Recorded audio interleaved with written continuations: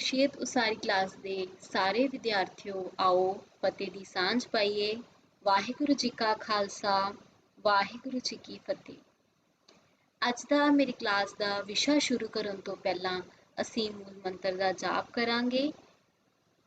ਇੱਕ ਓੰਕਾਰ ਸਤਨਾਮ ਕਰਤਾ ਪੁਰਖ ਨਿਰਭਉ ਨਿਰਵੈਰ ਅਕਾਲ ਮੂਰਤ ਅਜੂਨੀ ਸੈਭੰ ਗੁਰ ਪ੍ਰਸਾਦ। ਇੱਕ ਓੰਕਾਰ ਸਤਨਾਮ ਕਰਤਾ ਪੁਰਖ ਨਿਰਭਉ ਨਿਰਵੈਰ ਅਕਾਲ ਮੂਰਤ ਅਜੂਨੀ ਸੈਭੰ ਗੁਰ ਪ੍ਰਸਾਦ।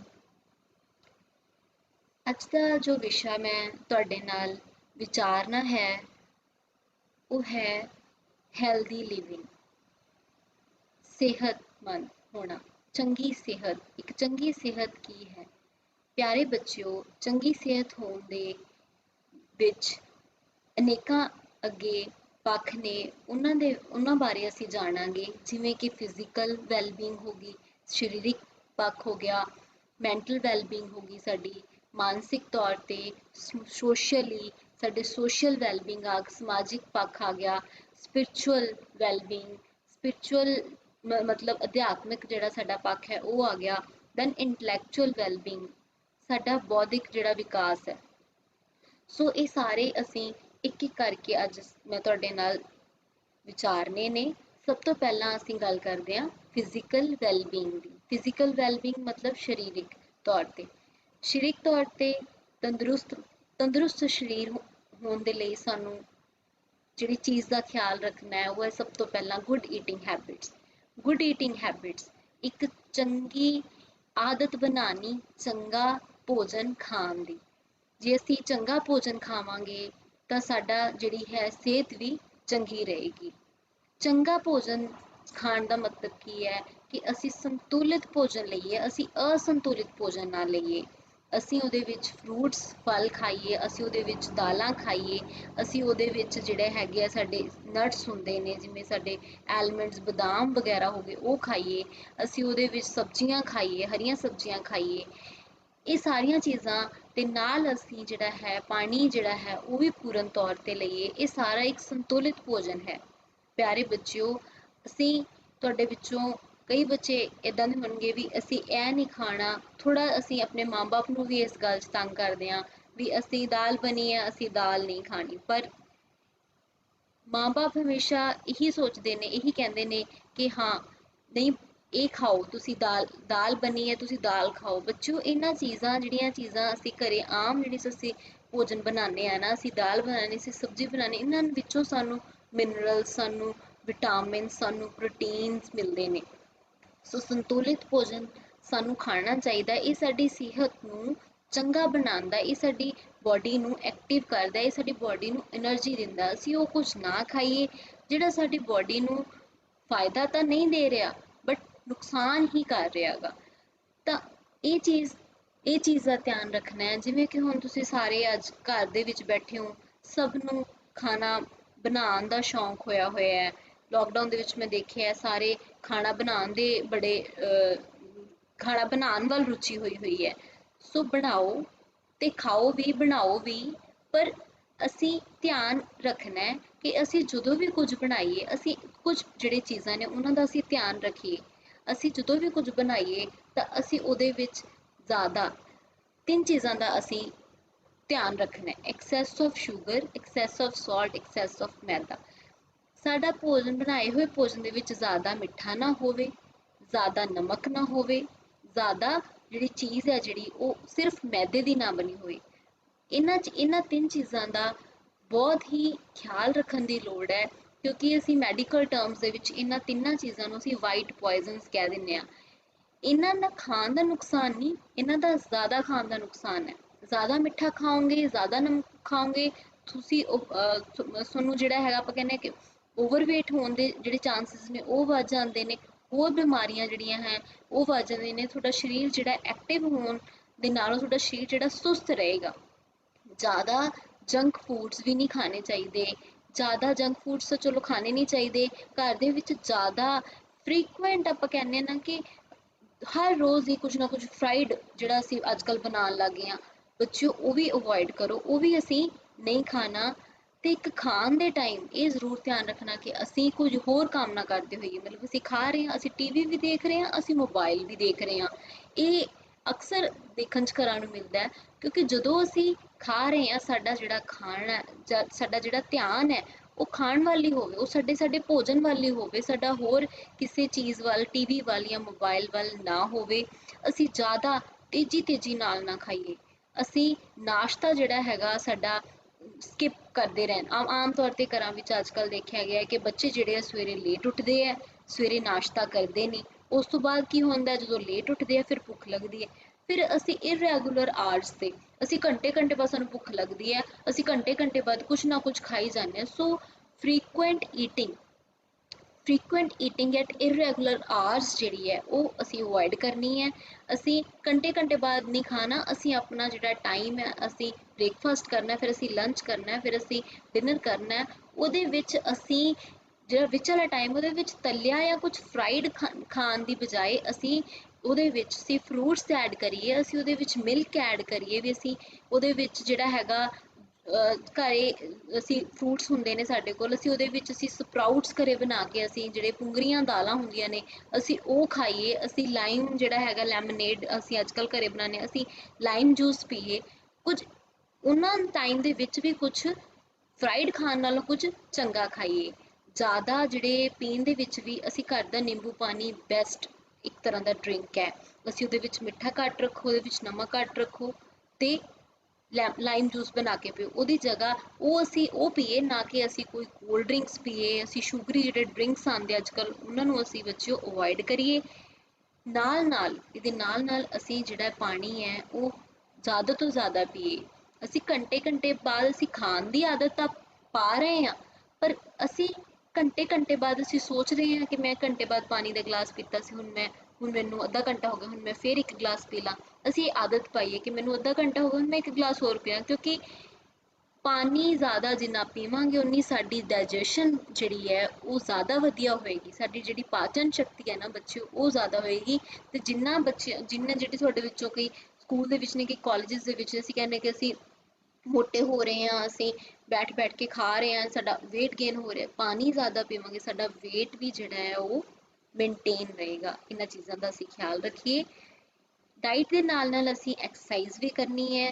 ਅਸੀਂ ਐਕਸਰਸਾਈਜ਼ਸ ਦੇ ਬਹੁਤ ਜ਼ਿਆਦਾ ਜਿਹੜੇ ਹੈਗੇ ਨੇ ਮਤਲਬ ਫਾਇਦੇ ਨੇ, ਬੈਨੀਫਿਟਸ ਨੇ। ਕਿਹੜੀਆਂ ਐਕਸਰਸਾਈਜ਼ ਕਰਨੀਆਂ ਚਾਹੀਦੀਆਂ ਨੇ, ਉਹ ਇੱਕ ਤੁਹਾਡੇ ਲਈ ਹੋਮਵਰਕ ਹੈ ਮੇਰੇ ਵੱਲੋਂ, ਕਿ YouTube ਦੇ ਉੱਤੇ ਅਸੀਂ ਸਰਚ ਕਰਨਾ ਹੈ ਕਿ ਕਿਹੜੀਆਂ ਐਕਸਰਸਾਈਜ਼ਸ ਜਿਹੜੀਆਂ ਲਾਈਟ ਜਿਹੀਆਂ ਐਕਸਰਸਾਈਜ਼ਸ ਉਹ ਅਸੀਂ ਕਰਨੀਆਂ ਨੇ। ਇਹ ਮੈਂ ਤੁਹਾਡੇ ਲਈ ਹੋਮਵਰਕ ਛੱਡਦੀ ਹਾਂ ਕਿ ਤੁਸੀਂ YouTube ਤੇ ਸਰਚ ਕਰਨਾ ਹੈ ਕਿ ਮੈਨੂੰ ਕਿਹੜੀਆਂ ਐਕਸਰਸਾਈਜ਼ ਦੀ ਲੋੜ ਹੈ। ਮਾਰਨਿੰਗ ਵਾਕ ਬਹੁਤ ਜ਼ਿਆਦਾ ਇੱਕ ਵਧੀਆ ਐਕਸਰਸਾਈਜ਼ ਹੈ ਜੇ ਤੁਸੀਂ ਕਰ ਸਕਦੇ ਹੋ, ਪਰ ਜੇ ਤੁਸੀਂ ਅੱਜ ਕੱਲ੍ਹ ਘਰੇ ਬੈਠੇ ਹੋ ਤਾਂ ਘਰੇ ਤੁਸੀਂ ਉੱਠ ਕੇ ਸੁਬਾਹ ਲਾਈਟ ਜਿਹੜੀ ਐਕਸਰਸਾਈਜ਼ ਹੈ ਉਹ ਕਰਨੀ ਹੈ। ਜਿਹੜੇ ਕਰਦੇ ਨੇ ਉਹਨਾਂ ਨੂੰ ਮੇਰੇ ਵੱਲੋਂ ਮੁਬਾਰਕ ਹੈ, ਪਰ ਜਿਹੜੇ ਨਹੀਂ ਕਰਦੇ ਉਹਨਾਂ ਨੂੰ ਮੈਂ ਮੋਟੀਵੇਟ ਕਰਦੀ ਹਾਂ ਕਿ ਤੁਸੀਂ ਕਰੋ। ਤੁਸੀਂ ਐਕਸਰਸਾਈਜ਼ ਕਰੋਗੇ, ਤੁਹਾਡੇ ਜਿਹੜਾ ਹੈਗਾ ਪੂਰਾ ਦਿਨ ਦੇ ਵਿੱਚ ਤੁਹਾਡੀ એનર્ਜੀ ਬਣੀ ਰਹੇਗੀ। ਐਕਸਰਸਾਈਜ਼ ਸ਼ੁਰੂ ਕਰਨ ਦਾ ਵੀ ਇੱਕ ਤਰੀਕਾ ਹੈ। ਅਸੀਂ ਸਵੇਰੇ ਉੱਠ ਕੇ ਇੱਕਦਮ ਅਸੀਂ ਕੋਈ ਫਾਸਟ ਅਸੀਂ ਸਾਈਕਲਿੰਗ ਜਾਂ ਅਸੀਂ ਕੋਈ ਦੌੜ ਭੱਜ ਨਹੀਂ ਕਰਨਾ ਚਾਹੁੰਦੇ, ਜਾਂ ਅਸੀਂ ਸ਼ੁਰੂਆਤ ਕਰਨੀ ਹੈ, ਜਸਟ ਇੱਕ ਸਾਡੀ ਟਰਾਈ ਕਰਨੀ ਹੈ, ਅਸੀਂ ਸ਼ੁਰੂ ਕਰਨਾ, ਤਾਂ ਉਹਦੇ ਵਿੱਚ ਕੀ ਹੈ ਕਿ ਅਸੀਂ ਪ੍ਰੋਪਰ ਐਕਸਰਸਾਈਜ਼ ਨਹੀਂ ਕਰ ਸਕਦੇ ਸਵੇਰੇ ਉੱਠ ਕੇ। ਤਾਂ ਅਸੀਂ ਮਾਰਨਿੰਗ ਦੇ ਵਿੱਚ ਅਗਰ ਸਾਡੇ ਮੰਮਾ ਕੰਮ ਕਰ ਰਹੇ ਆ, ਕੋਈ ਹਲਕੀਆਂ ਫੁਲਕੀਆਂ ਜਿਹੜਾ ਉਹਨਾਂ ਦੇ ਨਾਲ ਅਸੀਂ ਹੈਲਪ ਕਰਾ ਸਕਦੇ ਹਾਂ। ਇਹ ਹਲਕੀਆਂ ਫੁਲਕੀਆਂ ਐਕਸਰਸਾਈਜ਼ਸ ਹੀ ਹੁੰਦੀਆਂ ਨੇ। ਸਾਡੇ ਮੰਮਾ ਖਾਣਾ ਵਗੈਰਾ ਬਣਾਉਂਦੇ ਨੇ, ਅਸੀਂ ਉਸ ਤੋਂ ਬਾਅਦ ਖੁਸ਼ ਹੋ ਕੇ ਕਹੀਏ ਕਿ ਮੰਮਾ ਅਸੀਂ ਡਿਸ਼ ਵਾਸ਼ਿੰਗ ਕਰ ਦਿੰਦੇ ਹਾਂ, ਹੈ ਨਾ, ਅਸੀਂ ਬਰਤਨ ਧੋ ਦਿੰਦੇ ਹਾਂ, ਤੇ ਅਸੀਂ ਕੱਪੜੇ ਸੁੱਕਣੇ ਪਾ ਆਉਂਦੇ ਹਾਂ ਉੱਪਰ ਛੱਤ 'ਤੇ, ਸਟੇਅਰਸ ਅਪ ਐਂਡ ਡਾਊਨ ਕਰਾਂਗੇ, ਉਹਦੇ ਵਿੱਚ ਸਾਡੀ ਹਲਕੀ ਫੁਲਕੀ ਐਕਸਰਸਾਈਜ਼ ਹੋ ਜਾਣੀ ਆ। ਤੇ ਇੱਕ ਹੋਰ ਚੀਜ਼ ਜਿਹੜੀ ਮੈਂ ਵੀ ਆਪਣੀ ਲਾਈਫ ਦੇ ਵਿੱਚ ਅਪਣਾ ਰਹੀ ਹਾਂ, ਉਹ ਹੈ ਕਿ ਜਦੋਂ ਵੀ ਕਿਸੇ ਦਾ ਫੋਨ ਆਉਂਦਾ ਤੁਹਾਨੂੰ, ਤੁਸੀਂ 10 ਮਿੰਟ ਗੱਲ ਕਰਦੇ ਹੋ, ਤੁਸੀਂ 15 ਮਿੰਟ ਕਰਦੇ ਹੋ, ਚਲਦੇ ਫਿਰਦੇ ਗੱਲ ਕਰੋ। ਬੈਠ ਕੇ ਗੱਲ ਕਰਨ ਨਾਲੋਂ ਵਾਕ ਐਂਡ ਟਾਕ ਕਰੋ। ਤੁਰਦੇ ਫਿਰਦੇ ਤੁਸੀਂ ਉਹਨਾਂ ਨਾਲ ਗੱਲ ਕਰੋਗੇ, ਇਹਦੇ ਨਾਲ ਤੁਹਾਡੀ ਐਕਸਰਸਾਈਜ਼ ਵੀ ਹੋ ਜਾਏਗੀ ਤੇ ਤੁਹਾਡੀ ਗੱਲ ਵੀ ਹੋ ਜਾਏਗੀ। ਤੁਹਾਨੂੰ ਦੋ ਫਾਇਦੇ ਹੋਣਗੇ। ਸੋ ਐਕਸਰਸਾਈਜ਼ ਜਿਹੜੀ ਹੈ ਉਹਦੀ ਆਦਤ ਪਾਓ। ਡਾਈਟ ਐਂਡ ਐਕਸਰਸਾਈਜ਼ ਤਾਂ ਸਾਡੀ ਫਿਜ਼ੀਕਲ ਵੈਲਬੀਂਗ ਲਈ ਜ਼ਰੂਰੀ ਹੈ, ਪਰ ਫਿਜ਼ੀਕਲ ਵੈਲਬੀਂਗ ਤੋਂ ਬਾਅਦ ਜਿਹੜੀ ਮੋਸਟ ਇੰਪੋਰਟੈਂਟ ਗੱਲ ਆਉਂਦੀ ਹੈ ਸਾਡੀ ਮੈਂਟਲ ਵੈਲਬੀਂਗ ਦੀ। ਮੈਂਟਲ ਵੈਲਬੀਂਗ ਦੇ ਵਿੱਚ ਕਿਹੜੀਆਂ ਕਿਹੜੀਆਂ ਚੀਜ਼ਾਂ ਨੇ ਜਿਹੜੀਆਂ ਅਸੀਂ ਧਿਆਨ 'ਚ ਰੱਖਣੀਆਂ ਨੇ, ਤਾਂ ਉਹ ਸਭ ਤੋਂ ਪਹਿਲਾਂ ਉਹਦੇ ਵਿੱਚ ਆਉਂਦਾ ਹੈ ਸਾਊਂਡ ਮਾਈਂਡ ਇਨ ਅ ਸਾਊਂਡ ਬੋਡੀ। ਇਹ ਇੱਕ ਫਰੇਜ਼ ਹੈ, ਇੱਕ ਕੋਟ ਹੈ ਕਿ ਚੰਗੀ ਸਿਹਤ ਹੋਣੀ ਦੇ ਦੋ ਪੱਖ ਨੇ, ਸਾਡਾ ਮਾਈਂਡ ਸਾਊਂਡ ਹੋਵੇ, ਸਾਡੀ ਬੋਡੀ ਸਾਊਂਡ ਹੋਵੇ। ਸਾਊਂਡ ਬੋਡੀ ਤਾਂ ਅਸੀਂ ਐਕਸਰਸਾਈਜ਼ ਕਰ ਲਈ, ਅਸੀਂ ਡਾਈਟ ਆਪਣਾ ਖਿਆਲ ਰੱਖ ਲਿਆ, ਪਰ ਮਾਈਂਡ ਸਾਊਂਡ ਲਈ ਅਸੀਂ ਕੀ ਕਰੀਏ? ਉਹਦੇ ਲਈ ਮੈਂ ਤੁਹਾਡੇ ਨਾਲ ਕੁਝ ਚੀਜ਼ਾਂ ਸਾਂਝੀਆਂ ਕਰਾਂਗੀ। ਸਭ ਤੋਂ ਪਹਿਲਾਂ ਹੈਗੀ ਬੱਚਿਓ, ਬੀ ਥੈਂਕਫੁਲ। ਹਮੇਸ਼ਾ ਥੈਂਕਸ ਕਰੋ। ਥੈਂਕਸ ਕਿੱਦਾਂ ਕਰਨਾ ਹੈ? ਪਰਮਾਤਮਾ ਦਾ। ਕਿਵੇਂ ਕਰੀਏ ਉਹਦਾ ਥੈਂਕਸ? ਕਿਵੇਂ ਕਰੀਏ ਉਹਦਾ ਧੰਨਵਾਦ? ਕਿਵੇਂ ਕਰੀਏ? ਤਾਂ ਗੁਰੂ ਸਾਹਿਬ ਸਾਨੂੰ ਦੱਸਦੇ ਨੇ, ਸਾਨੂੰ ਦਿੰਦੇ ਨੇ, ਸਾਨੂੰ ਉਪਦੇਸ਼ ਕਰਦੇ ਨੇ, ਆਵੋ ਸਿੱਖ ਸਤਿਗੁਰ ਕੇ ਪਿਆਰਿਓ, ਗਾਵੋ ਸੱਚੀ ਬਾਣੀ, ਬਾਣੀ ਤਾਂ ਗਾਵੋ ਗੁਰੂ ਕੇਰੀ, ਬਾਣੀਆਂ ਸਿਰ ਬਾਣੀ। ਕਿ ਅਸੀਂ ਉਸ ਪਰਮਾਤਮਾ ਦਾ ਧੰਨਵਾਦ ਕਰੀਏ। ਅਸੀਂ ਸਵੇਰੇ ਉੱਠੀਏ, ਅਸੀਂ ਅੰਮ੍ਰਿਤ ਵੇਲੇ ਜਾਗੀਏ, ਅਸੀਂ ਉੱਠ ਕੇ ਇਸ਼ਨਾਨ ਕਰਕੇ ਅਸੀਂ ਗੁਰਬਾਣੀ ਪੜ੍ਹੀਏ, ਤੇ ਗੁਰਬਾਣੀ ਤੋਂ ਬਾਅਦ ਸਭ ਤੋਂ ਜਿਹੜੀ ਕਹਿ ਲਓ ਦਾਤ ਹੈ, ਵੱਡੀ ਦਾਤ ਜਿਹੜੀ ਦਿੱਤੀ ਹੈ, ਅਰਦਾਸ। ਅਸੀਂ ਅਰਦਾਸ ਕਰੀਏ, ਤੇ ਅਰਦਾਸ ਦੇ ਵਿੱਚ ਜਦੋਂ ਅਸੀਂ ਕਹਿੰਦੇ ਆ ਨਾ, ਤੇਰੇ ਭਾਣੇ ਸਰਬੱਤ ਦਾ ਭਲਾ, ਜਦੋਂ ਉਹ ਸਰਬੱਤ ਦਾ ਭਲਾ ਕਹਿੰਦੇ ਆ, ਉਹ ਸਰਬੱਤ ਦਾ ਭਲਾ ਕਹਿੰਦੇ ਹੀ ਜਿਹੜਾ ਸਾਡਾ ਮਾਈਂਡ ਹੈ ਉਹ ਉਸ ਪਰਮਾਤਮਾ ਨਾਲ ਜੁੜਦਾ। ਤੇ ਪਰਮਾਤਮਾ ਨਾਲ ਜਦੋਂ ਅਸੀਂ ਵਾਹਿਗੁਰੂ ਜੀ ਨੂੰ ਯਾਦ ਕਰਦੇ ਹਾਂ, ਫਿਰ ਸਾਡਾ ਮਾਈਂਡ ਜਿਹੜਾ ਉਹ ਸ਼ਾਂਤ ਹੁੰਦਾ ਹੈ। ਅਸੀਂ ਕਈ ਬੱਚੇ, ਤੁਹਾਡੇ ਵਿੱਚੋਂ ਬਹੁਤ ਚੰਗੇ ਬੱਚੇ ਹੋ, ਤੁਸੀਂ ਪਾਠ ਵੀ ਕਰਦੇ ਹੋਵੋਗੇ, ਤੁਸੀਂ ਅਰਦਾਸ ਵੀ ਕਰਦੇ ਹੋਵੋਗੇ। ਜਿਹੜੇ ਬੱਚੇ ਰੋਜ਼ਾਨਾ ਪਾਠ ਕਰਦੇ ਨੇ, ਕਈ ਵਾਰ ਜੇ ਉਹਨਾਂ ਦਾ ਇੱਕ ਦਿਨ ਵੀ ਛੁੱਟ ਜਾਂਦਾ ਵਿੱਚੋਂ, ਜਾਂ ਇੱਕ ਦਿਨ ਵੀ, ਤਾਂ ਸਾਡਾ ਮਨ ਜਿਹੜਾ ਆਟੋਮੈਟਿਕਲੀ ਸਾਡਾ ਮਨ ਹੈ ਉਹ ਚੜ੍ਹਦੀ ਕਲਾ ਵੱਲ ਚਲਾ ਜਾਂਦਾ, ਸਾਡਾ ਮਨ ਉਦਾਸ ਹੁੰਦਾ ਹੈ।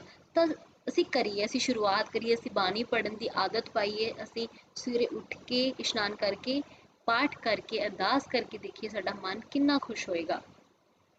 ਦੂਸਰੀ ਗੱਲ ਜਿਹੜੀ ਆ ਜਾਂਦੀ ਹੈ, ਬੀ ਹੈਲਪਫੁਲ। ਹਮੇਸ਼ਾ ਅਸੀਂ ਮਦਦ ਕਰੀਏ।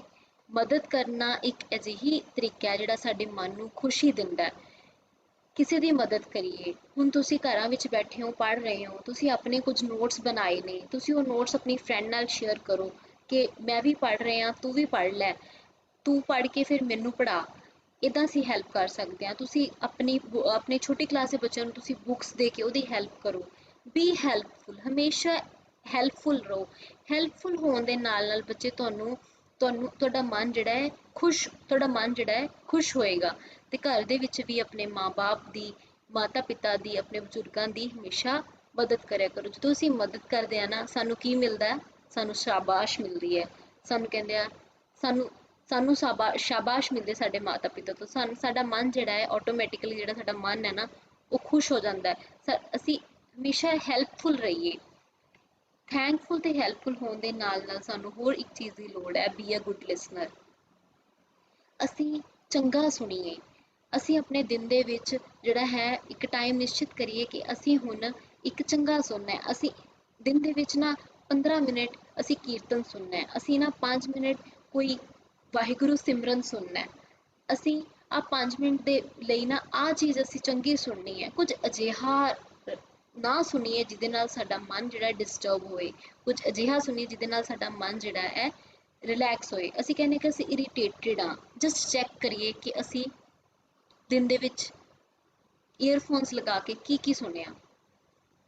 ਅਸੀਂ ਚੈੱਕ ਕਰੀਏ। ਸੋ ਚੰਗਾ ਸੁਣੀਏ, ਕੁਝ ਚੰਗਾ ਕੀਰਤਨ ਸੁਣੀਏ। ਤਾਂ ਚੰਗਾ ਸੁਣਨ ਦੇ ਨਾਲ ਵੀ ਸਾਡਾ ਜਿਹੜਾ ਮਾਈਂਡ ਹੈ ਉਹ ਸਾਊਂਡ ਹੋਏਗਾ, ਸਾਡਾ ਮਨ ਜਿਹੜਾ ਖੁਸ਼ ਹੋਏਗਾ। ਚੰਗਾ ਸੁਣਨ ਦੇ ਨਾਲ ਨਾਲ ਚੰਗਾ ਪੜ੍ਹਨਾ ਵੀ ਜ਼ਰੂਰੀ ਹੈ। Be a good reader.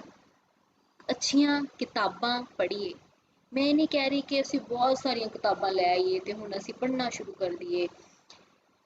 ਕਿਤਾਬਾਂ ਨੂੰ ਜਿਹੜਾ ਹੈ ਪੜ੍ਹਨਾ ਹੁੰਦਾ ਹੈ, ਕਿਤਾਬਾਂ ਨਾਲ ਪੜ੍ਹਨਾ ਤਾਂ ਹੁੰਦਾ ਹੈ, ਕਿਤਾਬਾਂ ਨਾਲ ਦੋਸਤੀ ਪਾਉਣੀ ਹੁੰਦੀ ਹੈ। ਦੋਸਤ ਜਿਹੜਾ ਹੁੰਦਾ ਹੈ ਨਾ, ਉਹਦੇ ਨਾਲ ਰੋਜ਼ ਸਮਾਂ ਬਿਤਾਓ ਨਾ, ਉਹ ਤੁਹਾਡਾ ਪੱਕਾ ਦੋਸਤ ਫੇਰ ਹੀ ਬਣਦਾ। ਤਾਂ ਰੋਜ਼ ਦੀ ਰੋਜ਼ ਇੱਕ ਕਿਤਾਬ ਤੁਸੀਂ ਸ਼ੁਰੂ ਕੀਤੀ ਹੈ, ਉਹਨੂੰ ਸਹਿਜੇ ਸਹਿਜੇ ਕਿ ਮੈਂ ਇਹਦੇ ਰਾਤ ਨੂੰ ਚਾਰ ਜਿਹੜੇ ਹੈ ਪੰਨੇ ਹੈ ਉਹ ਪੜ੍ਹ ਕੇ ਸੌਣਾ। ਮੈਂ ਇਹਦੇ 4 ਜਿਹੜੇ ਪੇਜਿਸ ਨੇ, 2 ਪੇਜਿਸ ਈਚ ਡੇ ਮੈਂ ਇਹਦੇ ਪੜ੍ਹਨੇ ਹੈ। ਤੇ ਜਦੋਂ ਤੁਸੀਂ ਉਹ ਇੱਕ ਚੰਗੀ ਕਿਤਾਬ ਪੜ੍ਹਦੇ ਹੋ, ਤੇ ਚੰਗੇ ਗੁਣ ਤੁਸੀਂ ਕਰਦੇ ਤਾਂ ਤੁਹਾਨੂੰ ਖੁਸ਼ੀ ਮਿਲਦੀ ਹੈ ਕਿ ਹਾਂ ਮੈਂ ਅੱਜ ਆ 2 ਪੇਜ ਪੜ੍ਹੇ। ਜਿਵੇਂ ਜਿਵੇਂ ਤੁਸੀਂ ਪੜ੍ਹੀ ਜਾਓਗੇ ਤਾਂ ਜਦੋਂ ਇੱਕ ਕਿਤਾਬ ਖਤਮ ਹੁੰਦੀ ਹੈ ਨਾ, ਉਦੋਂ ਜੋ ਖੁਸ਼ੀ ਆਉਂਦੀ ਹੈ ਕਿ ਮੈਂ ਆ ਕਿਤਾਬ ਪੜ੍ਹ ਲਈ ਹੈ, ਤਾਂ ਉਹ ਜਿਹੜੀ ਖੁਸ਼ੀ ਹੈ ਨਾ ਉਹ ਤੁਹਾਡੇ ਮਾਈਂਡ ਨੂੰ ਰਿਲੈਕਸ ਕਰਦੀ ਹੈ। ਸੋ ਬੀ ਅ ਗੁੱਡ ਰੀਡਰ। ਉਸ ਤੋਂ ਬਾਅਦ ਹੌਬੀ ਦੀ ਗੱਲ ਆਉਂਦੀ ਹੈ। ਹੌਬੀ ਇੱਕ ਬੱਚਿਓ ਗਿਫਟ ਹੈ ਜਿਹੜਾ ਤੁਹਾਨੂੰ ਪਰਮਾਤਮਾ ਵੱਲੋਂ ਮਿਲਦਾ ਹੈ। ਸੋ ਹੌਬੀ ਜਿਹੜੀ ਹੈ, ਕਿਸੇ ਨੂੰ ਪੇਂਟਿੰਗ ਕਰਨ ਦੀ ਹੈ, ਕਿਸੇ ਨੂੰ ਡਰਾਇੰਗ ਹੈ, ਕਿਸੇ ਨੂੰ ਕੀਰਤਨ ਕਰਨ ਦਾ ਵਧੀਆ ਲੱਗਦਾ ਹੈ। ਹਰੇਕ ਬੰਦੇ ਦੀ ਆਪਣੀ ਆਪਣੀ ਇੱਕ ਹੌਬੀ ਹੈ। ਤੋ ਹਰ ਬੱਚਿਓ ਜਿਹੜੀ ਵੀ ਤੁਹਾਡੀ ਕੋਈ ਹੈਬਿਟ ਹੈ ਨਾ ਉਹਨੂੰ ਹੌਬੀ ਹੈ ਨਾ ਉਹਨੂੰ ਵਿਸਾਰੋ ਨਾ। ਤੁਹਾਡੀ ਹੌਬੀ ਪੇਂਟਿੰਗ ਕਰਨ ਦੀ ਹੈ ਨਾ, ਪੇਂਟਿੰਗ ਨਾ ਛੱਡੋ, ਕਿਉਂਕਿ ਇੱਕ ਵਾਰ ਤੁਸੀਂ ਛੱਡਤੀ ਉਹ ਤੁਹਾਨੂੰ ਵਾਹਿਗੁਰੂ ਦੀ ਦਾਤ ਹੈ ਜਿਹੜੀ ਤੁਹਾਨੂੰ ਮਿਲੀ ਹੈ। ਕਿਉਂਕਿ ਤੁਹਾਨੂੰ ਚੰਗੀ ਲੱਗਦੀ ਹੈ, ਤੁਹਾਨੂੰ ਪੇਂਟਿੰਗ ਕਰਨਾ ਵਧੀਆ ਲੱਗਦਾ ਹੈ। ਮੈਨੂੰ ਪੇਂਟਿੰਗ ਆਉਂਦੀ ਹੀ ਨਹੀਂ, ਮੈਨੂੰ ਵਧੀਆ ਨਹੀਂ ਲੱਗਦੀ, ਮੈਨੂੰ ਮਤਲਬ ਉਹ ਮੈਂ ਕਿਵੇਂ ਕਰ ਲਵਾਂਗੀ। ਤਾਂ ਜਿਹੜੀ ਵੀ ਤੁਹਾਡੀ ਹੌਬੀ ਹੈ ਉਸ ਨੂੰ ਕਦੇ ਵੀ ਨਾ ਵਿਸਾਰੋ। ਦਿਨ ਦੇ ਵਿੱਚ ਇੱਕ ਟਾਈਮ ਜ਼ਰੂਰ ਕੱਢੋ ਕਿ ਤੁਸੀਂ ਆਪਣੀ ਹੌਬੀ ਨੂੰ ਬਰਕਰਾਰ ਰੱਖੋ, ਆਪਣੀ ਹੌਬੀ ਦੇ ਨਾਲ ਜਿਹੜਾ ਹੈ ਪਿਆਰ ਉਹ ਬਣਾਈ ਰੱਖੋ। ਹੌਬੀ ਤੋਂ ਬਾਅਦ ਅਸੀਂ ਗੱਲ ਕਰਾਂਗੇ, ਇਹ ਵੀ ਸਾਡੇ ਮੈਂਟਲ ਵੈਲਬੀਂਗ ਦਾ ਪਾਰਟ ਹੈ, ਸੋਸ਼ਲ ਵੈਲਬੀਂਗ। ਅਸੀਂ ਸੰਗਤ ਕਰੀਏ, ਠੀਕ ਹੈ, ਅਸੀਂ ਇੱਕ ਚੰਗੀ ਸੰਗਤ ਦੇ ਵਿੱਚ ਆਈਏ। ਅਸੀਂ ਗੁਰਦੁਆਰੇ ਜਾਂਦੇ ਹਾਂ, ਅਸੀਂ ਉੱਥੇ ਜਾ ਕੇ ਸਾਨੂੰ ਅਲੱਗ ਜਿਹੀ ਖੁਸ਼ੀ ਮਹਿਸੂਸ ਹੁੰਦੀ ਹੈ ਕਿਉਂਕਿ ਅਸੀਂ ਗੁਰੂ ਦੀ ਸੰਗਤ ਦੇ ਵਿੱਚ ਬੈਠਦੇ ਹਾਂ। ਤੁਸੀਂ ਕਈ ਬੱਚਿਆਂ ਨੇ ਜਿਵੇਂ ਸ਼ਖਸੀਅਤ ਉਸਾਰੀ ਕਲਾਸ ਹੈ, ਇੱਦਾਂ ਹੀ ਸ਼ਖਸੀਅਤ ਉਸਾਰੀ ਕੈਂਪ ਲਗਾਏ ਹੋਣਗੇ। ਤਾਂ ਉੱਥੇ ਜਾ ਕੇ ਇੱਕ ਚੰਗੀ ਸੰਗਤ ਦੇ ਵਿੱਚ ਬੈਠ ਕੇ ਇੱਕ ਚੰਗੇ ਗੁਣਾਂ ਨੂੰ ਸੁਣ ਕੇ ਤੁਹਾਨੂੰ ਚੰਗਾ ਮਹਿਸੂਸ ਹੋਏਗਾ। ਤਾਂ ਉਹ ਜਿਹੜੀ ਇਹ ਸੰਗਤ ਚੰਗੀ ਹੈ ਉੱਥੇ ਜਾਓ। ਮਾੜੀ ਸੰਗਤ ਦੇ ਵੱਲ, ਮਾੜੀ ਸੰਗਤ ਦੇ ਵਿੱਚ ਨਾ ਵਿਚਰੋ। ਇੱਕ ਚੰਗੀ ਸੰਗਤ ਦੇ ਵਿੱਚ ਜਾਵਾਂਗੇ, ਸਾਡਾ ਮਾਈਂਡ ਚੰਗੀ ਸੰਗਤ ਦੇ ਵਿੱਚ ਜਾ ਕੇ ਸਾਡਾ ਮਾਈਂਡ ਜਿਹੜਾ ਹੈ ਆਪਣੇ ਆਪ ਖੁਸ਼ ਹੋਏਗਾ। ਸੋਸ਼ਲ ਵੈਲਬੀਂਗ ਤੋਂ ਬਾਅਦ ਗੱਲ ਆਉਂਦੀ ਹੈ ਡਿਜੀਟਲ ਵੈਲਬੀਂਗ ਦੀ। ਡਿਜੀਟਲ ਵੈਲਬੀਂਗ ਬੱਚੇ ਬਹੁਤ ਇੰਪੋਰਟੈਂਟ ਆ। ਅਸੀਂ ਸਾਰਾ ਦਿਨ ਫੋਨ ਤੇ ਰਹਿੰਦੇ ਹਾਂ। ਅਸੀਂ ਆਪਣਾ ਚੈੱਕ ਯੂਰ ਸਕਰੀਨ ਟਾਈਮ, ਅਸੀਂ ਆਪਣਾ ਜਿਹੜਾ ਹੈ ਅਸੀਂ ਕਿੰਨਾ ਟਾਈਮ ਫੋਨ ਤੇ ਲੱਗੇ ਰਹੇ ਹਾਂ, ਕਦੇ ਅਸੀਂ ਚੈੱਕ ਕੀਤਾ? ਅਸੀਂ ਨਹੀਂ ਕਰਦੇ। ਅਸੀਂ ਘੰਟਿਆਂ 2 ਘੰਟਿਆਂ ਲੱਗੇ ਰਹਿੰਦੇ ਹਾਂ। ਸਕਰੀਨ ਟਾਈਮ ਤਾਂ ਅਸੀਂ ਦੇਖੀਏ ਅਸੀਂ ਕਿੰਨਾ ਟਾਈਮ ਲੱਗੇ ਹਾਂ, ਬਟ ਨਾਲ ਨਾਲ ਇਹ ਵੀ ਦੇਖੀਏ ਕਿ ਅਸੀਂ 2 ਘੰਟੇ ਫੋਨ ਤੇ ਲਗਾ ਕੇ ਅਸੀਂ ਉਸ ਤੋਂ ਬਾਅਦ ਕੀ ਦੇਖਿਆ। ਅਸੀਂ ਫੇਸਬੁੱਕ ਚਲਾਈ ਹੈ, ਫੇਸਬੁੱਕ ਤੇ ਅਸੀਂ ਡਿਸਲਾਈਕਸ ਦੇਖਦੇ ਰਹੇ ਹਾਂ। ਅਸੀਂ ਯੂਟਿਊਬ ਤੇ ਅਸੀਂ ਅਨਨੈਸੈਸਰੀ ਵੀਡੀਓਜ਼ ਦੇਖਦੇ ਰਹੇ ਹਾਂ। ਜਿਵੇਂ ਕਿ ਮੈਂ ਤੁਹਾਨੂੰ ਦੱਸਿਆ ਕਿ ਅਗਰ ਦੇਖਣੀਆਂ ਹੀ ਨੇ ਵੀਡੀਓਜ਼ ਤਾਂ ਅਸੀਂ ਐਕਸਰਸਾਈਜ਼ਸ ਵਾਲੀਆਂ ਦੇਖੀਏ, ਅਸੀਂ ਦੇਖੀਏ ਕਿ ਕਿਹੜੀਆਂ ਕਿਹੜੀਆਂ ਬੁੱਕਸ ਨੇ ਉਹ ਦੇਖੀਏ, ਅਸੀਂ ਕੋਈ ਵਾਹਿਗੁਰੂ ਜਿਹੜਾ ਸਿਮਰਨ ਹੈ ਅਸੀਂ ਉਹ ਡਾਊਨਲੋਡ ਕਰੀਏ। ਮੀਡੀਆ ਨੂੰ ਯੂਜ਼ ਕਰੀਏ, ਉਹਦਾ ਵਾਈਜ਼ ਯੂਜ਼ ਕਰੀਏ, ਉਹਨੂੰ ਚੰਗੇ ਪਾਸੇ ਲਗਾਈਏ। ਇਹ ਹੁਣ ਅਸੀਂ ਫੋਨ ਯੂਜ਼ ਕਰਦੇ ਹਾਂ, ਕਈ ਬੱਚੇ ਇੱਦਾਂ ਦੇ ਨੇ ਜਿਹੜੇ ਯੂਟਿਊਬ ਤੇ ਵੀਡੀਓ ਰਾਤ ਨੂੰ ਆਪਣੀ ਅੱਖਾਂ ਦੇ ਅੱਗੇ ਰੱਖ ਕੇ ਦੇਖਦੇ ਰਹਿੰਦੇ। ਉਹਦੇ ਨਾਲ ਕੀ ਹੁੰਦਾ? ਫਿਜ਼ੀਕਲ ਤਾਂ ਤੁਹਾਡਾ ਖਰਾਬ ਹੁੰਦਾ ਹੀ ਹੈ, ਤੁਹਾਡੀ ਆਈਸਾਈਟ, ਤੁਹਾਡਾ ਪੋਸਚਰ ਖਰਾਬ ਹੁੰਦਾ ਤੇ ਨਾਲ ਨਾਲ ਜਿਹੜਾ ਤੁਹਾਡਾ ਮਾਈਂਡ ਹੈ ਉਹ ਡਿਸਟਰਬ ਹੁੰਦਾ। ਫਿਰ ਅਸੀਂ ਬਹਾਨਾ ਲਾਉਂਦੇ ਹਾਂ ਕਿ ਮੇਰੇ ਤੋਂ ਸੁਬਾਹ ਉੱਠਿਆ ਨਹੀਂ ਗਿਆ, ਹੈ ਨਾ, ਸਾਡਾ ਮਾਈਂਡ ਇਰੀਟੇਟਡ ਹੋਇਆ। ਕਿਉਂਕਿ ਅਸੀਂ ਜਿਹੜੇ ਰਾਤ ਦੇ ਜਿਹੜਾ ਸਾਡਾ ਸੌਣ ਦਾ ਵੇਲਾ ਸੀਗਾ ਅਸੀਂ ਉਹਨੂੰ ਗਵਾ ਕੇ, ਜਿਹੜਾ ਸਾਡਾ ਸੋਹਿਲਾ ਸਾਹਿਬ ਕਰਕੇ ਅਸੀਂ ਪਾਠ ਕਰਕੇ ਸੌਣਾ ਸੀ, ਉਹ ਅਸੀਂ ਫੇਸਬੁੱਕ ਤੇ ਅਸੀਂ ਮੈਸੇजेस, ਅਨਨੈਸੈਸਰੀ ਮੈਸੇजेस ਪੜ੍ਹ ਕੇ ਆਪਣੇ ਦਿਮਾਗ ਨੂੰ ਆਕੂਪਾਈ ਕਰ ਲਿਆ। ਸੋ ਇਹਨਾਂ ਚੀਜ਼ਾਂ ਤੋਂ ਬਚੀਏ। ਇਹਨਾਂ ਚੀਜ਼ਾਂ ਨੂੰ ਇੱਕ ਚੀਜ਼ ਹੋਰ ਹੈ ਕਿ ਅਸੀਂ ਕੋਈ ਵੀ ਇੱਦਾਂ ਦੇ ਮੈਸੇजेस ਜਿਹੜੇ ਹੈ ਸ਼ੇਅਰ ਨਹੀਂ ਕਰਨੇ ਜਿਹਦੇ ਨਾਲ ਸਾਡੀ ਪਰਸਨੈਲਿਟੀ ਡਿਵੈਲਪਮੈਂਟ ਨਹੀਂ ਹੋ ਰਹੀ, ਠੀਕ ਹੈ। ਅਸੀਂ ਅਨਨੈਸੈਸਰੀ ਜਿਹੜੇ ਅੱਗੇ ਫਾਰਵਰਡ ਜਿਹੜੇ ਸ਼ੇਅਰ ਕੀਤਾ, ਅੱਗੇ ਸ਼ੇਅਰਿੰਗ ਜਿਹੜੀ ਹੈ ਉਹ ਨਾ ਕਰੀਏ। ਅਸੀਂ ਚੰਗੇ ਗਰੁੱਪਸ ਹੀ ਜੁਆਇਨ ਕਰੀਏ। ਅਸੀਂ ਮੀਡੀਆ ਨੂੰ, ਜਿਹੜਾ ਸਾਡਾ ਇੰਟਰਨੈਟ ਹੈ ਇਹਦੇ ਤੇ ਵੀ ਅਸੀਂ ਇਹਨੂੰ ਵੀ ਵਾਈਜ਼ਲੀ ਯੂਜ਼ ਕਰੀਏ। ਅਨਨੈਸੈਸਰੀ ਮੀਡੀਆ, ਅਨਨੈਸੈਸਰੀ ਦੇਖ ਕੇ 2-2 3-3 ਘੰਟੇ ਅਸੀਂ ਕਿਉਂ ਖਰਾਬ ਕਰ ਰਹੇ ਹਾਂ, ਇਹ ਅਸੀਂ ਨਾ ਕਰੀਏ ਬੱਚਿਓ। ਉਸ ਤੋਂ ਬਾਅਦ ਡਿਜੀਟਲ ਵੈਲਬੀਂਗ ਤੋਂ ਬਾਅਦ ਜਿਹੜੀ ਗੱਲ ਆਉਂਦੀ ਹੈ ਸਾਡੀ ਸਟੱਡੀ ਦੀ। ਪੜ੍ਹਾਈ ਤੋਂ ਸਾਰੇ ਭੱਜਦੇ ਆ, ਪਰ ਮੈਂ ਪੜ੍ਹਾਈ ਦੀ ਗੱਲ ਇੱਥੇ ਜ਼ਰੂਰ ਕਰਨਾ ਚਾਹੁੰਦੀ ਹਾਂ ਕਿਉਂਕਿ ਪੜ੍ਹਾਈ ਇਹੋ ਜਿਹੀ ਚੀਜ਼ ਹੈ ਨਾ ਅੱਜ ਕੱਲ੍ਹ ਕਿ ਪੜ੍ਹਨਾ ਬਹੁਤ ਜ਼ਰੂਰੀ ਹੈ। ਅੱਜ ਕੱਲ੍ਹ ਤੁਸੀਂ ਔਨਲਾਈਨ ਟੀਚਿੰਗ ਕਰਦੇ ਹੋ, ਔਨਲਾਈਨ ਟੀਚਿੰਗ ਬਹੁਤ ਵਧੀਆ।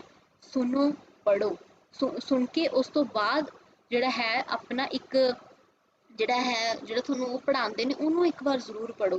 ਹੁਣ ਲੋਕਡਾਊਨ ਪੀਰੀਅਡ ਸੀ, ਕਿਤਾਬਾਂ ਤੁਸੀਂ ਅਗਰ ਕਿਤਾਬਾਂ ਜਿਹੜੀਆਂ ਨਹੀਂ ਖੋਲੀਆਂ, ਨਹੀਂ ਪੜ੍ਹੀਆਂ, ਫਿਰ ਕੀ ਹੋਏਗਾ? ਤੁਹਾਡਾ ਜਿਹੜੀ ਇੰਟਲੈਕਚੁਅਲ, ਤੁਹਾਡਾ ਜਿਹੜਾ ਬੌਧਿਕ ਵਿਕਾਸ ਹੈ ਉਹ ਨਹੀਂ ਹੋਏਗਾ।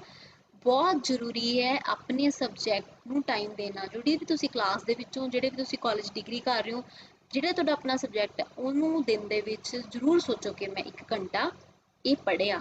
ਸੋ time give some time to your study. ਕਿਉਂਕਿ ਬੱਚਿਓ, ਇੱਕ ਨਾ ਕਿਸੇ ਨੇ ਬੜੀ ਵਧੀਆ ਕੋਟ ਲਿਖਿਆ ਸੀ, ਮੈਨੂੰ ਬੜਾ ਹੀ ਚੰਗਾ ਲੱਗਿਆ ਕਿ if you rest you rust. ਤੁਸੀਂ ਅਗਰ ਰੈਸਟਿੰਗ ਫੇਜ਼ ਦੇ ਵਿੱਚ ਆ ਗਏ ਨਾ, then your life will rust. ਤਾਂ ਜਿਵੇਂ ਕਿ ਇੱਕ ਪਿਆ ਜਿਹੜਾ ਕੋਈ ਵੀ ਚੀਜ਼ ਆ ਉਹ ਪਈ ਰਹਿੰਦੀ ਆ, ਉਹ ਸੜ ਜਾਂਦੀ ਹੈ, ਇੱਦਾਂ ਹੀ ਸਾਡਾ ਮਾਈਂਡ ਹੈ। ਸਾਡੇ ਮਾਈਂਡ ਨੂੰ ਅਸੀਂ ਜਿਹੜਾ ਹੈ ਉਹ ਹਮੇਸ਼ਾ ਜਿਹੜਾ ਹੈ ਕੁਝ ਨਾ ਕੁਝ ਜਿਹੜਾ ਹੈ ਬਿਜ਼ੀ ਰੱਖਣਾ ਹੈ ਆਪਣੇ ਮਾਈਂਡ ਨੂੰ। ਤੇ ਬਿਜ਼ੀ ਰੱਖਣ ਦੇ ਮੈਂ ਤੁਹਾਨੂੰ ਕਿੰਨੇ ਤਰੀਕੇ ਦੱਸੇ ਨੇ ਕਿ ਅਸੀਂ ਹਮੇਸ਼ਾ ਹੈਲਪ ਕਰਿਆ ਕਰੀਏ, ਅਸੀਂ ਨਿਤਨੇਮ ਕਰੀਏ, ਅਸੀਂ ਉੱਠ ਕੇ ਪਾਠ ਕਰੀਏ, ਅਸੀਂ ਆਪਣੀ ਹੌਬੀ ਨੂੰ, ਅਸੀਂ ਆਪਣੀ ਹੌਬੀ ਪੇਂਟਿੰਗ ਜਿਹੜੀ ਹੈ ਤੁਹਾਡੀ ਹੌਬੀ, ਉਹਨੂੰ ਅਸੀਂ ਬਰਕਰਾਰ ਰੱਖੀਏ। ਤਾਂ ਫਿਜ਼ੀਕਲ ਦੇ ਵਿੱਚ ਡਾਈਟ ਦਾ, ਐਕਸਰਸਾਈਜ਼, ਅਸੀਂ ਇਹਨਾਂ ਸਾਰੀਆਂ ਚੀਜ਼ਾਂ ਦੇ ਨਾਲ ਨਾਲ ਅਸੀਂ ਆਪਣੀ ਪੜ੍ਹਾਈ ਵੱਲ ਵੀ ਧਿਆਨ ਰੱਖੀਏ। ਕਿਉਂਕਿ ਬੱਚਿਓ, ਅਗਰ ਅਸੀਂ ਇੱਕ ਵਾਰ ਜਿਹੜਾ ਹੈ ਨਾ, ਸਮਾਂ ਇਹੋ ਜਿਹੀ ਚੀਜ਼ ਹੈ ਵੀ ਇੱਕ ਵਾਰ ਅਸੀਂ ਖੁੰਝਾ ਲਿਆ, ਮੁੜ ਕੇ ਸਮਾਂ ਵਾਪਸ ਨਹੀਂ ਆਉਂਦਾ। Time is precious, spend it wisely.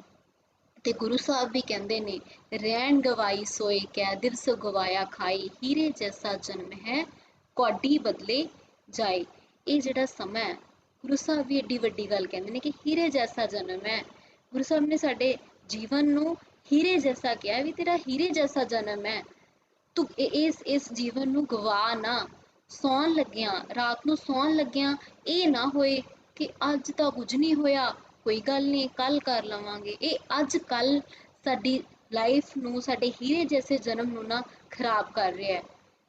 ਅਸੀਂ ਰਾਤ ਨੂੰ ਸੋਚਣ ਦੀ ਬਜਾਏ ਕਿਉਂ ਨਾ ਅਸੀਂ ਸਵੇਰੇ ਉੱਠ ਕੇ ਚੜ੍ਹਦੀ ਕਲਾ ਦੇ ਵਿੱਚ ਇਹ ਸੋਚੀਏ, ਨਿਤਨੇਮ ਕਰਕੇ, ਪਾਠ ਕਰਕੇ, ਅੱਜ ਨਾ ਮੈਂ ਇਹ ਕਰਾਂਗਾ, ਅੱਜ ਮੈਂ ਨਾ ਇੱਕ ਆਪਣੀਆਂ ਹੌਬੀ ਕਰਾਂਗਾ, ਆਪਣੀ ਇੱਕ ਪੇਂਟਿੰਗ ਡਰਾ ਕਰਾਂਗਾ, ਅੱਜ ਮੈਂ ਨਾ ਆਪਣੀ ਸਟੱਡੀ ਕਰਾਂਗਾ, ਅੱਜ ਨਾ ਮੈਂ ਬੁੱਕ ਦੇ 10 ਪੇਜ ਤਾਂ ਪੜਾਂਗਾ ਹੀ ਪੜਾਂਗਾ। ਕਿਉਂ ਨਾ ਅਸੀਂ ਇਹ ਟਾਰਗੇਟਸ ਅਸੀਂ ਜਿਹੜੇ ਹੈ ਉਹ ਸਵੇਰੇ ਉੱਠ ਕੇ ਇੱਕਦਮ ਇੱਕ ਤਾਜ਼ਗੀ ਨਾਲ ਅਸੀਂ ਕਹੀਏ ਕਿ ਹਾਂ ਮੈਂ ਅੱਜ ਕਰਨਾ।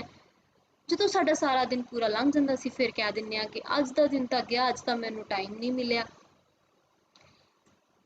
ਇਹ ਨਾ ਹੋਏ, ਇਹ ਨਾ ਕਰੀਏ। ਅਸੀਂ ਸਵੇਰੇ ਉੱਠ ਕੇ ਕਹੀਏ, ਅੱਜ ਮੇਰੇ ਕੋਲ ਸਾਰਾ ਦਿਨ ਹੈਗਾ, ਸਾਰਾ ਦਿਨ ਮੇਰੇ ਕੋਲ ਪੂਰਾ ਦਿਨ ਹੈ, ਰਾਤ ਤੱਕ ਮੈਂ ਅੱਜ ਜਿਹੜੇ ਕੰਮ ਨੇ ਮੈਂ ਆਪਣੇ ਕੰਮ ਕਰਨੇ ਹੈ। ਇਹ ਅਸੀਂ ਚੜ੍ਹਦੀ ਕਲਾ ਲੈ ਕੇ ਆਈਏ। ਚੜ੍ਹਦੀ ਕਲਾ ਸੋਚੋਗੇ, ਚੜ੍ਹਦੀ ਕਲਾ ਹੋਵੇਗੀ, ਚੜ੍ਹਦੀ ਕਲਾ। ਦੂਸਰੀ ਗੱਲ, ਜੋ ਵੀ ਕੁਝ ਅਸੀਂ ਡਿਸਕਸ ਕੀਤਾ ਹੈ, ਇਹ ਸਾਡੇ ਗੁਰੂ ਸਾਹਿਬਾਨਾਂ ਨੇ, ਜੋ ਵੀ ਮੈਂ ਤੁਹਾਡੇ ਨਾਲ ਡਿਸਕਸ ਕੀਤਾ ਨਾ, ਜਿਹੜੀ ਵੀ ਅਸੀਂ ਜੀਵਨ ਜਾਚ, ਇਹ ਸਾਰੀ ਜੀਵਨ ਜਾਚ ਹੈ। ਤੇ ਜੀਵਨ ਜਾਚ, ਇੱਕ ਸੁਚੱਜੀ ਜੀਵਨ ਜਾਚ, ਜਿਹੜੀ ਸੁਚੱਜੀ ਜੀਵਨ ਜਾਂਚ ਹੈ ਜਿਹੜੀ, ਉਹ ਸਾਨੂੰ ਸਾਡੇ ਗੁਰੂ ਸਾਹਿਬਾਨ ਨੇ ਸਾਨੂੰ ਗੁਰਬਾਣੀ ਵਿੱਚੋਂ ਦਿੱਤੀ ਹੈ। ਤੇ ਜਿਹੜੀਆਂ ਗੱਲਾਂ ਮੈਂ ਤੁਹਾਡੇ ਨਾਲ ਕੀਤੀਆਂ ਨੇ ਨਾ, ਉਹ ਗੁਰੂ ਸਾਹਿਬ ਨੇ ਸਾਨੂੰ ਪਹਿਲਾਂ ਹੀ ਕਹਿ ਚੁੱਕੇ ਨੇ ਕਿ ਗੁਰ ਸਤਿਗੁਰ ਕਾਜੂ ਸਿੱਖ ਖਾਏ, ਸੋ ਭਲਕੇ ਉਠ ਹਰ ਨਾਮ ਤੇ ਆਵੈ, ਉਦਮ ਕਰੇ ਭਲਕੇ ਪ੍ਰਭਾਤੀ, ਇਸਨਾਨ ਕਰੇ ਅੰਮ੍ਰਿਤ ਸਰ ਨਾਵੈ। ਕਹਿੰਦੇ, ਗੁਰੂ ਸਾਹਿਬ ਕਹਿੰਦੇ ਨੇ, ਭਲਕੇ ਉੱਠ, ਛੇਤੀ ਉੱਠ, ਉੱਠ ਕੇ ਜਾਗ ਤੇ ਇਸ਼ਨਾਨ ਕਰ। ਸਾਡੇ ਫਿਜ਼ੀਕਲ ਵੈਲਬੀਂਗ ਦੀ ਇੱਥੇ ਗੱਲ ਕਰਦੇ ਨੇ, ਸਰੀਰਕ ਤੌਰ ਤੇ ਸਾਨੂੰ ਤਕੜਾ ਕਰ ਰਹੇ ਨੇ। ਉਪਦੇਸ਼ ਗੁਰੂ ਹਰ ਹਰ ਜਪ ਜਾਪੈ, ਸਭ ਕਿਲ ਵਿਖ ਪਾਪ ਦੋਖ ਲਹਿ ਜਾਵੇ, ਫਿਰ ਚੜ੍ਹੇ ਦਿਵਸ ਗੁਰਬਾਣੀ ਗਾਵੇ, ਬਹਿੰਦਿਆਂ ਉੱਠਦਿਆਂ ਹਰ ਨਾਮ ਤੇ ਆਵੇ। ਫਿਰ ਗੁਰੂ ਸਾਹਿਬ ਮੈਂਟਲ ਵੈਲਬੀਂਗ, ਸਾਡੇ ਸਾਊਂਡ ਮਾਈਂਡ ਲਈ ਕਹਿ ਰਹੇ ਨੇ ਕਿ ਉਹ ਪਰਮਾਤਮਾ ਦੀ ਯਾਦ ਦੇ ਵਿੱਚ, ਉਸ ਪਰਮਾਤਮਾ ਦੇ ਸ਼ੁਕਰਾਨੇ ਦੇ ਵਿੱਚ ਰਹਿ, ਉਸ ਪਰਮਾਤਮਾ ਦੀ ਬਾਣੀ, ਉਸ ਗੁਰੂ ਦੀ ਬਾਣੀ ਪੜ੍ਹ ਤੇ ਉਹਦੀ ਯਾਦ ਦੇ ਵਿੱਚ ਰਹਿ। ਜੋ ਸਾਸ ਗਿਰਾਸ ਤੇ ਆਏ ਮੇਰਾ ਹਰ ਹਰ, ਸੋ ਗੁਰਸਿੱਖ ਗੁਰੂ ਮਨ ਭਾਵੈ। ਜੋ ਸਾਸ ਗਿਰਾਸ ਤੇ ਆਏ ਮੇਰਾ ਹਰ ਹਰ, ਗੁਰੂ ਸਾਹਿਬ ਇੱਥੇ ਕਿੰਨੀ ਸੋਹਣੀ ਗੱਲ ਕਹਿ ਰਹੇ ਨੇ ਕਿ ਜੋ ਤੂੰ ਸਵੇਰੇ ਯਾਦ ਕੀਤਾ, ਉਸ ਨੂੰ ਦਿਨ ਦੇ ਵਿੱਚ ਵੀ ਯਾਦ ਕਰ। ਉਸਨੂੰ ਉਸ ਪਰਮਾਤਮਾ ਨੂੰ, ਅਗਰ ਪਰਮਾਤਮਾ ਨੂੰ ਸਵੇਰੇ ਯਾਦ ਕੀਤਾ, ਚਿੱਤ ਵਿੱਚ ਲੈ ਕੇ ਆਏ ਆ, ਤਾਂ ਦਿਨ ਦੇ ਵਿੱਚ ਵੀ ਜਦੋਂ ਵੀ ਤੂੰ ਕੋਈ ਕੰਮ ਕਰਨ ਲੱਗੇ ਆ, ਤਾਂ ਕੰਮ ਸ਼ੁਰੂ ਕਰਨ ਤੋਂ ਪਹਿਲਾਂ ਉਸ ਪਰਮਾਤਮਾ ਨੂੰ ਯਾਦ ਕਰ। ਜਿਸਨੂੰ ਦਿਆਲ ਹੋਵੇ ਮੇਰਾ ਸੁਆਮੀ, ਤਿਸ ਗੁਰਸਿੱਖ ਗੁਰੂ ਉਪਦੇਸ਼ ਸੁਣਾਵੈ, ਜਨ ਨਾਨਕ ਧੂੜ ਮੰਗੈ ਤਿਸ ਗੁਰਸਿੱਖ ਕੀ, ਜੋ ਆਪ ਜਪੈ ਅਵਰੈ ਨਾਮ ਜਪਾਵੈ। ਗੁਰੂ ਸਾਹਿਬ ਨੇ ਕਿੱਡੀ ਸੋਹਣੀ ਗੱਲ ਕਹੀ ਹੈ ਕਿ ਆਪ ਜਪੈ। ਇੱਥੇ ਗੁਰੂ ਸਾਹਿਬ ਨੇ ਸੈਲਫ ਇੰਪਰੂਵਮੈਂਟ ਦੀ ਗੱਲ ਕੀਤੀ ਹੈ, ਸੈਲਫ ਡਿਵੈਲਪਮੈਂਟ ਦੀ ਗੱਲ ਕੀਤੀ ਹੈ ਕਿ ਅਸੀਂ ਪਹਿਲਾਂ ਆਪਣੇ ਆਪ ਨੂੰ ਜਿਹੜਾ ਹੈਗਾ ਉਹ ਇੰਪਰੂਵ ਕਰਨਾ ਹੈ, ਫਿਰ ਅਵਰੈ ਨਾਮ ਜਪਾਵੈ, ਫਿਰ ਦੂਸਰਿਆਂ ਨੂੰ ਵੀ ਆਪ ਤਾਂ ਅਸੀਂ ਇੰਪਰੂਵ ਕਰਨਾ ਹੀ ਕਰਨਾ ਹੈ, ਆਪ ਤਾਂ ਅਸੀਂ ਗੁਣ ਲੈ ਕੇ ਆਉਣੇ ਹੈ। ਤੁਸੀਂ ਵੱਡੇ, ਤੁਹਾਡੇ ਛੋਟੇ ਭੈਣ ਭਰਾ ਹੋਣਗੇ, ਵੱਡੇ ਹੋਵੋਗੇ, ਤੁਸੀਂ ਤੁਸੀਂ ਆਪ ਤਾਂ ਉੱਠੋ, ਨਾਲ ਨਾਲ ਆਪ ਉੱਠ ਕੇ ਬਾਣੀ ਪੜ੍ਹੋ, ਇਸ਼ਨਾਨ ਕਰੋ, ਆਪ ਤਾਂ ਉਹ ਸਾਰੀਆਂ ਚੀਜ਼ਾਂ ਐਕਸਰਸਾਈਜ਼ ਕਰੋ, ਠੀਕ ਹੈ। ਆਪ ਤਾਂ ਉੱਠੋ ਹੀ, ਨਾਲ ਆਪਣੇ ਜਿਹੜੇ ਛੋਟੇ ਤੁਹਾਡੇ ਵੀਰ ਭੈਣ ਨੇ ਉਹਨਾਂ ਨੂੰ ਵੀ ਉਠਾਓ। ਪਰ ਪਹਿਲਾਂ ਸੈਲਫ ਡਿਵੈਲਪਮੈਂਟ ਪਹਿਲਾਂ ਆਪ ਕਰੀਏ, ਫਿਰ ਕਹਿੰਦੇ ਅਵਰੇ ਨਾਮ ਜਪਾਵੇ। ਤੇ ਗੁਰੂ ਸਾਹਿਬ ਨੇ ਕਿੱਡੀ ਇੱਥੇ ਹੈਲਦੀ ਲਿਵਿੰਗ ਦੀ ਕਹਿ ਲਓ ਐਗਜ਼ਾਮਪਲ ਸਾਨੂੰ ਸੈੱਟ ਕਰਕੇ ਦਿੱਤੀ ਹੈ। ਤਾਂ ਅਸੀਂ ਗੁਰਬਾਣੀ ਨਾਲ ਜੁੜੀਏ, ਬਾਣੀ ਪੜ੍ਹੀਏ। ਤੇ ਬਾਣੀ ਇੱਕ ਅਜਿਹੀ ਸੇਧ ਹੈ, ਤੇ ਇਹ ਜਿਹੜਾ ਟਾਈਮ ਹੈ ਬੱਚਿਓ, ਇਹ ਬਹੁਤ ਬਹੁਤ ਜਿਹੜਾ ਕਹਿ ਲਓ ਟਾਈਮ ਇੱਕ ਬਹੁਤ ਵਡਮੁੱਲੀ ਦਾਤ ਹੈ। ਇਸ ਨੂੰ ਅਸੀਂ ਯੂਟੀਲਾਈਜ਼ ਕਰੀਏ ਤੇ ਦਿਨ ਦਿਨ ਚੜੇ ਤੇ ਅਸੀਂ ਉਦਾਸ ਨਾ ਹੋਈਏ, ਅਸੀਂ ਦਿਨ ਚੜੇ ਤੇ ਖੁਸ਼ੀ ਨਾਲ ਉੱਠੀਏ ਕਿ ਵਾਹਿਗੁਰੂ ਤੇਰਾ ਸ਼ੁਕਰ ਹੈ ਸਾਨੂੰ ਅੱਜ ਦਾ ਦਿਨ ਮਿਲਿਆ, ਅਸੀਂ ਅੱਜ ਆਹ ਕੰਮ ਤੇਰੀ ਮਿਹਰ ਸਦਕਾ ਕਰਨੇ ਨੇ, ਹੁਣ ਤੂੰ ਸਾਨੂੰ ਬਖਸ਼ਿਸ਼, ਤੂੰ ਸਾਡੇ ਤੇ ਕਿਰਪਾ ਕਰ। ਅਸੀਂ ਹਮੇਸ਼ਾ ਚੜ੍ਹਦੀ ਕਲਾ ਵਿੱਚ ਰਹੀਏ। ਇੱਕ ਹੋਰ ਗੱਲ, ਘਰ ਦੇ ਵਿੱਚ ਰਹਿੰਦੇ ਹੋਏ ਇੱਕ ਪਾਸੇ ਕੋਨੇ ਤੇ ਲੱਗ ਕੇ ਮੋਬਾਇਲ ਹੀ ਨਾ ਦੇਖਦੇ ਰਹੀਏ। ਆਪਣੇ ਮਾਂ ਬਾਪ ਦੇ ਨਾਲ ਹੱਸੀਏ, ਆਪਣੇ ਵੀਰ ਭੈਣਾਂ ਦੇ ਨਾਲ ਵੀ ਹੱਸੀਏ ਖੇਡੀਏ, ਉਹਨਾਂ ਨਾਲ ਵੀ ਗੱਲਾਂ ਕਰੀਏ, ਤੇ ਆਪਣੇ ਜਿਹੜੇ ਕੰਮ ਨੇ ਜਿਹੜੇ ਮੈਂ ਤੁਹਾਨੂੰ ਦੱਸੇ ਨੇ ਉਹ ਵੀ ਕਰਦੇ ਰਹੀਏ। ਅੱਜ ਦਾ ਵਿਚਾਰ ਮੇਰਾ ਇੰਨਾ ਕੀ ਹੀ ਸੀ। ਭੁੱਲਾਂ ਚੁੱਕਾਂ ਲਈ ਮਾਫੀ। ਵਾਹਿਗੁਰੂ ਜੀ ਕਾ ਖਾਲਸਾ, ਵਾਹਿਗੁਰੂ ਜੀ ਕੀ ਫਤਿਹ।